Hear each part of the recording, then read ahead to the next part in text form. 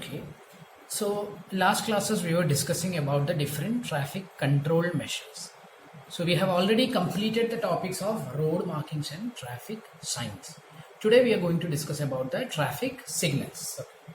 So you all know what is the purpose of traffic signal, especially in intersections. The normal practice is to have a policeman located there with traffic signs, right? He'll be using a board on which it is written stop. In order to make the traffic in a particular direction to stop, he'll be showing it like this. And the other cases, he'll be just allowing the traffic stream to pass, right? But this thing of assembling a policeman with a traffic sign is not practically feasible in all situations, especially in situations where the volume of traffic is too high. In that cases, we will be resorting for a traffic signal that is used especially in case of intersections where more than 2 or 3 lanes are joining at one particular point, right? So in case of traffic signals, what is happening is there will be 3 colors of light. You all know what are the 3 colors of light: a green light, a red light, and a yellow light, right? These 3 lights will be used, and based on the lights, the traffic stream or the vehicle in one particular lane will be directed whether to proceed or to stop. So that is the basic functioning of traffic signals. So the main requirement of having a traffic signal is to draw the attention. When drivers are located on different lanes, the drivers will be able to attend, or the traffic signal will be able to catch the attention of drivers located on different lanes. Then the traffic signal is capable of providing a time or a mean for the driver to respond, right? What does it mean? What does it mean by providing a time or mean to respond? You know that in a traffic signal there are 3 types of or 3 colors of light: red, green, and yellow. The green signal indicates to go, red indicates to stop, and yellow means it is like a waiting. After a green, before a red, a yellow may be appearing. That shows that it is time to stop, right? Or it is time to wait. And after red, before green, there may be yellow, indicating that get ready, right? So it is providing a time or a means on how to respond. And another important requirement of traffic signal is to have minimum wastage of time. Now let us discuss about the advantages of providing a traffic signal. What are the different advantages of providing traffic signal? In unchannelized intersections, especially at same grade, the intersections may be at grade intersections or grade separated intersection. What do you mean by grade separated intersection?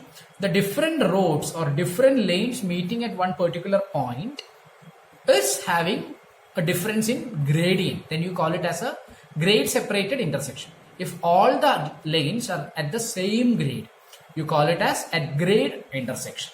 So in cases of at grade intersection, a traffic signal will have a better control. Second one is for pedestrian traffic. It will facilitate easy movement of pedestrian traffic. Third one is it reduces the chances of collision, especially right angled collision, right? So that is another advantages of traffic signal. Then when the traffic signal is properly coordinated, then along the major traffic road there is a reasonable speed of traffic movement. These are the different advantages. Now similar to advantages, the traffic signals are also having certain disadvantages. What are the major disadvantages of traffic signals? The chances of collision, I told that the chances of right angled collision is reduced as an advantage in traffic signals. But as a disadvantage, I can tell that there is a chance of rear end collision happening in case of traffic signals.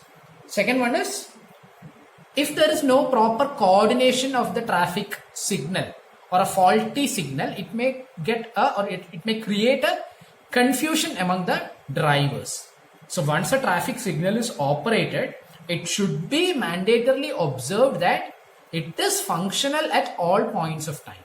Any defect or any fault in the signal system will create a lot of confusion to the drivers, and it may lead to serious traffic problems. Types of traffic signal. The signals can be classified into the following types. First one is traffic control signal. Second one is pedestrian signal, and third one is special traffic signal. So the traffic control signal, pedestrian signal, and special traffic signal. In traffic control signal, it can be divided into three. One is fixed time signal, second one is manually operated signal, and third one is traffic actuated or automatic signal. So what is happening in a fixed time signal? I told you that in case of a traffic signal, there may be three colors: the green, red, or yellow. In traffic engineering terms, we call the color yellow as amber. Okay. So the term yellow should not be used hereafter. Once you study this traffic engineering, you can use the color as amber. Okay. So green is for go, red is for stop, and yellow or amber is a clearance. It's a signal indicating the time for which clearance need to be provided. Right. So there are different types of traffic control signals, of which fixed time signal is one. The important feature of fixed time signal is that everything is predetermined, or the signal is working on a predetermined program where the green time or green phase, red phase, everything is fixed in advance. So there is one limitation for that particular system, that if it is provided that the green time is for say 1 minute or 2 minutes, and the number of vehicles is very much less. So for the 2 minutes continuously the green time will be on, and the vehicular movement might have stopped after 1 minute. So there is a wastage of 1 minute, right?